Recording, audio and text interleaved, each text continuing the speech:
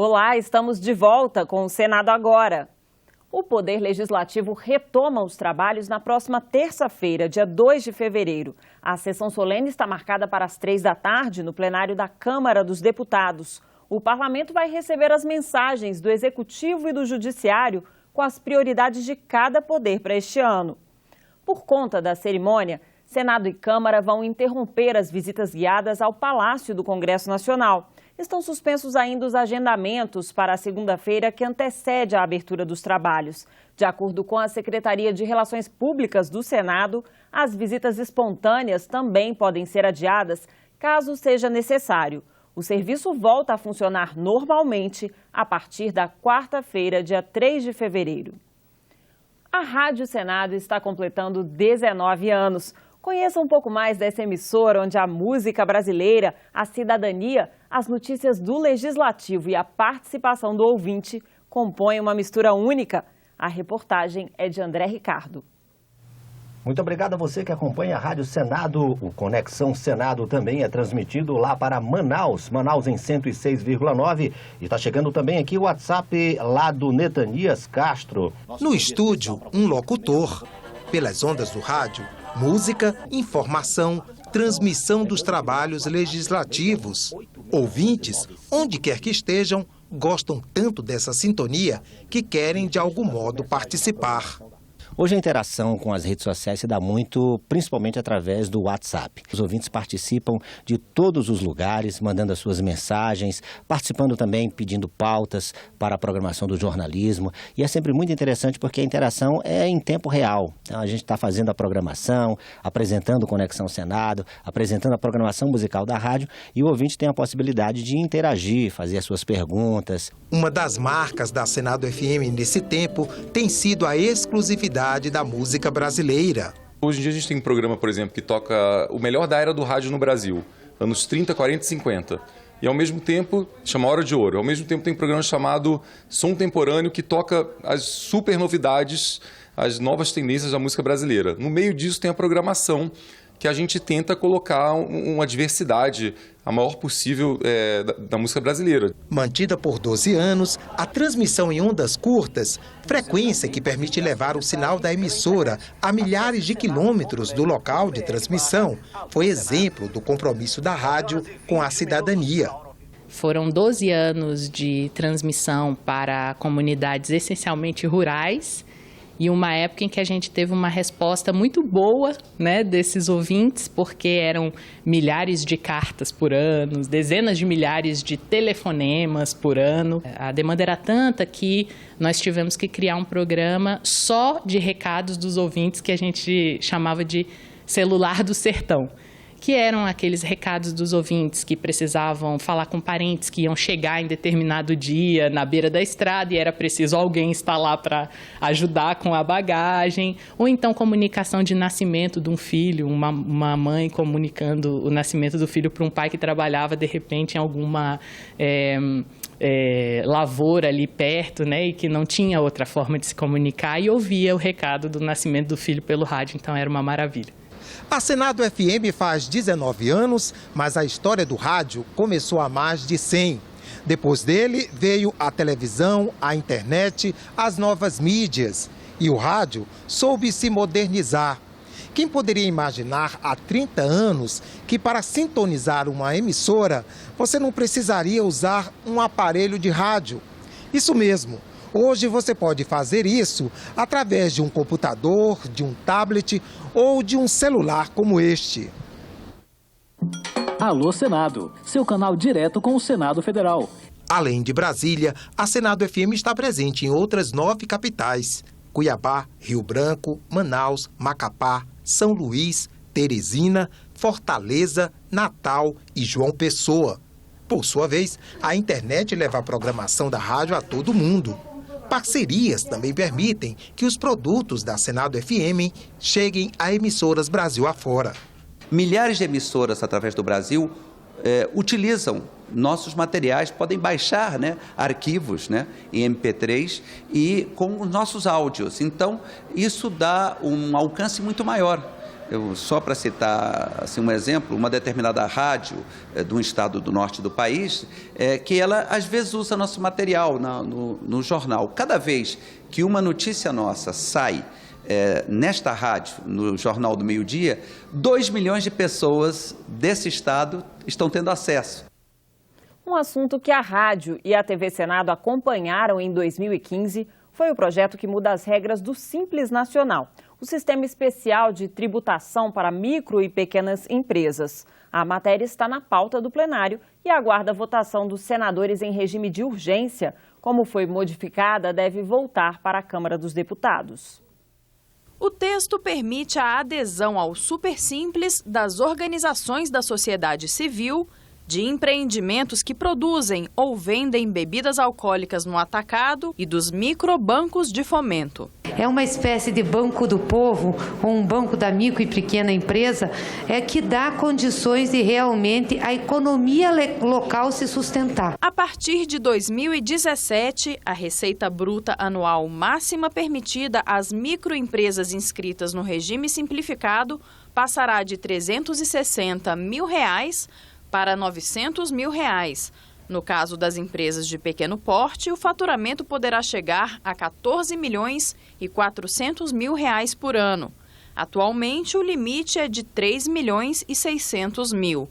Os microempreendedores individuais também estão incluídos nas mudanças. O limite para eles sobe de 60 mil para 90 mil. Há muita expectativa no setor empresarial para que as alterações sejam feitas o quanto antes.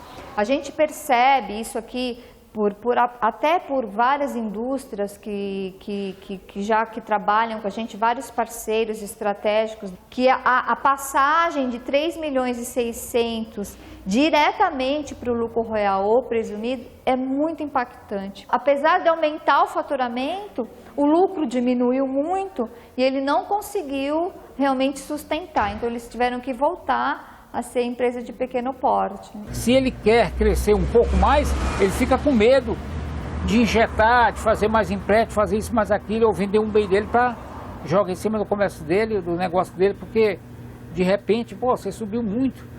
Então, aí vai mais imposto. Os prefeitos estão preocupados em perder a arrecadação.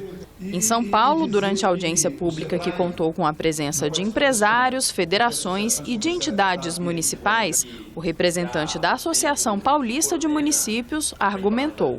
Pelos estudos que nós temos, estudos da Confederação Nacional dos Municípios, é que os municípios poderão perder até 1,2 bilhão com a aplicação dessa lei. Nós já vivemos uma crise econômica, uma crise que tem prejudicado muito as finanças municipais e nós, na federação, somos o elo mais fraco dessa corrente. Mais um dos principais pontos de reivindicação das prefeituras foi acatado no relatório.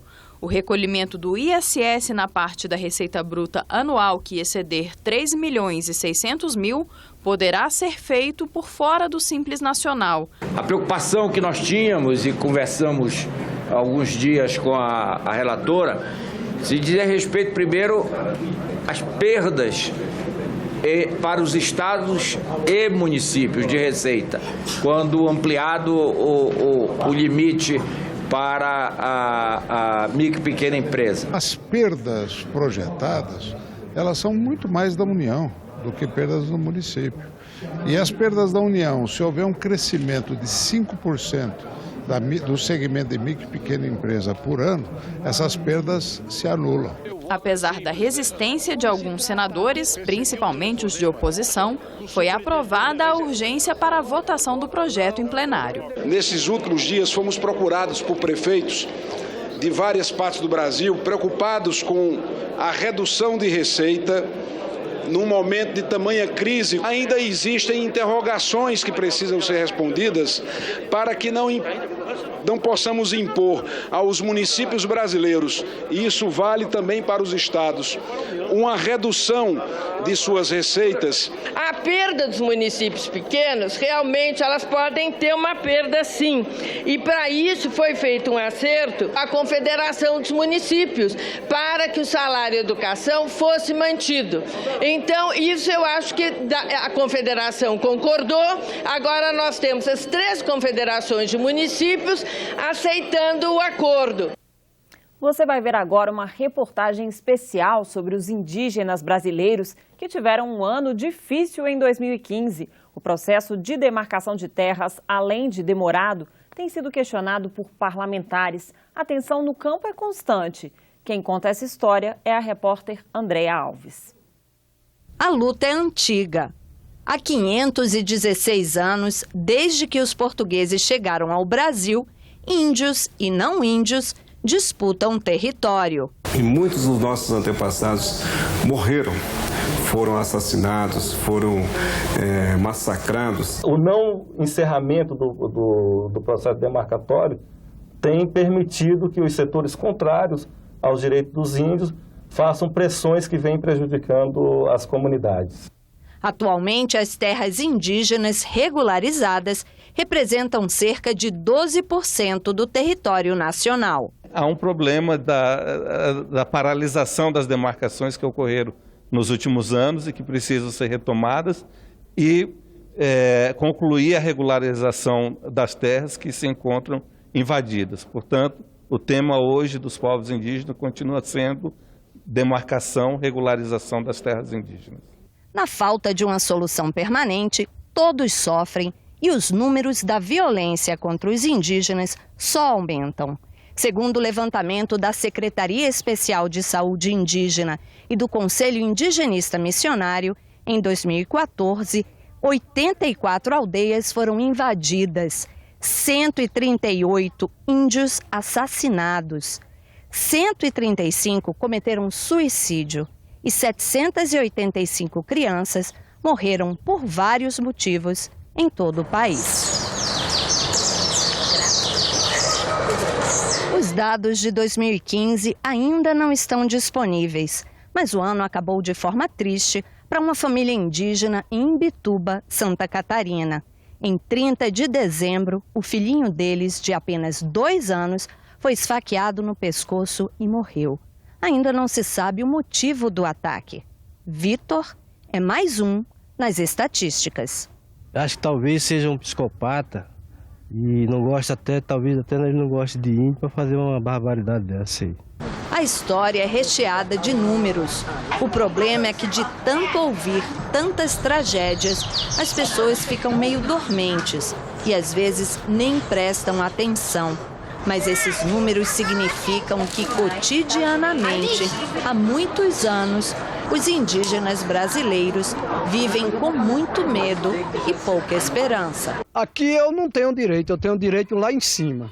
Lá em cima eu sei que eu tenho. Nos meses de setembro e outubro, mais de 15 ataques a diversas comunidades com duro poder de fogo, de grupos paramilitares, e há informação da presença, inclusive, de policiais nesses ataques. O que tem na região de Mato Grosso do Sul é esse aqui, ó: soja, álcool, carne, milho, que é derramado todo dia um sangue indígena, uma criança, uma mulher. A disputa pela terra tem movimentado as casas legislativas. Indígenas de todo o país se unem contra uma proposta que está sendo analisada na Câmara dos Deputados, a PEC 215 de 2000. A proposta de emenda à Constituição tira do Ministério da Justiça e passa para o Congresso Nacional a palavra final sobre as demarcações de territórios indígenas e quilombolas. Sabemos que os congressos, ele legisla em causa própria. Como que o Executivo ainda não conseguiu fazer a titulação de nenhum palmo de terra, como é que o Congresso vai fazer? Nós temos uma bancada ruralista que tenta passar por cima de tudo e de todos sem respeitar a Constituição. O Parlamento brasileiro também tinha que criar uma nova conscientização de que eles não estão lá só para defender aqueles que investiram na candidatura. A FUNAI tem buscado as duas casas, a Câmara e o Senado, no sentido de nós mudarmos essa agenda, que impõe o retrocesso às conquistas dos povos indígenas. A PEC 215 foi aprovada em outubro pela comissão de deputados criada especialmente para analisar a matéria. A proposta ainda deve ser votada no plenário da Câmara e, se passar, vem para o Senado, onde indígenas esperam que ela seja barrada. 48 dos 81 senadores já se manifestaram contra a proposta, 15 a mais do que o necessário para que ela seja rejeitada. Nós temos vários líderes que assinaram e agora eu vou fazer que nem o Juruna. Eu não tenho gravador, mas eu tenho um documento. Se eles tentarem mudar, eu dizer, e aí? Vocês de manhã assinam uma coisa e de tarde assinam outra? Outra iniciativa dos deputados federais também diz respeito a terras indígenas e quilombolas. Parlamentares ligados ao agronegócio suspeitam de fraudes em laudos antropológicos e irregularidades em demarcações. Eles criaram uma comissão parlamentar de inquérito para investigar a FUNAI e o INCRA. Essas duas instituições que zelam, pelo bom cumprimento dos princípios constitucionais, que definem esse processo como um ato administrativo. Nos chama a atenção o peso dos parlamentares que são tradicionalmente contra os direitos indígenas nesse Congresso, na composição dessa CPI. A CPI tem razão de existir. Há mais de 10 anos não consegue terminar uma demarcação iniciada pelo Executivo brasileiro.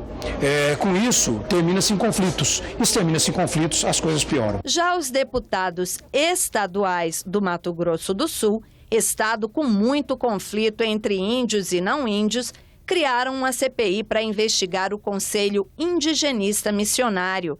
Eles querem averiguar se o CIMI estaria financiando e incentivando ocupações de propriedades particulares. Para os que lutam em defesa dos índios, essa CPI é uma tentativa de criminalizar o movimento. Então, em contrapartida, eles criaram a CPI do genocídio indígena, para investigar se houve omissão do Estado em relação aos casos de violência contra os povos indígenas entre 2000 e 2015. De 1500 a 2016, muita coisa mudou. Estima-se que entre 2 e 5 milhões de indígenas viviam aqui na época. Hoje são cerca de 1 milhão. O futuro da gente é o seguinte, é estudar, tem que conviver, saber conviver com o branco e saber conviver com o índio, com nossa tradição e nosso costume, porque é isso aí que segura a gente. Muitos saíram das aldeias, se educaram e ganharam o mundo. Em 2015, se uniram com indígenas de outros 23 países e realizaram os primeiros Jogos Mundiais dos Povos Indígenas, na cidade de Palmas, Tocantins.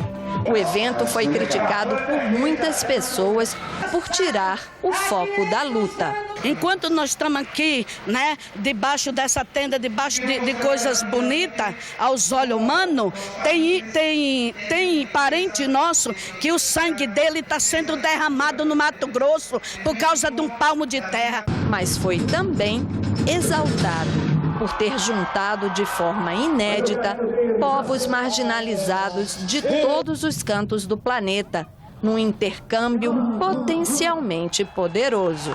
For the first time, I think that they have set a global mark and demonstrated that they are not going away and that they will be respected more in the future. This is real history. It's interesting life. Wow. I don't believe, and so I'm so happy. O Senado Agora fica por aqui. Voltamos a qualquer momento em nossa programação.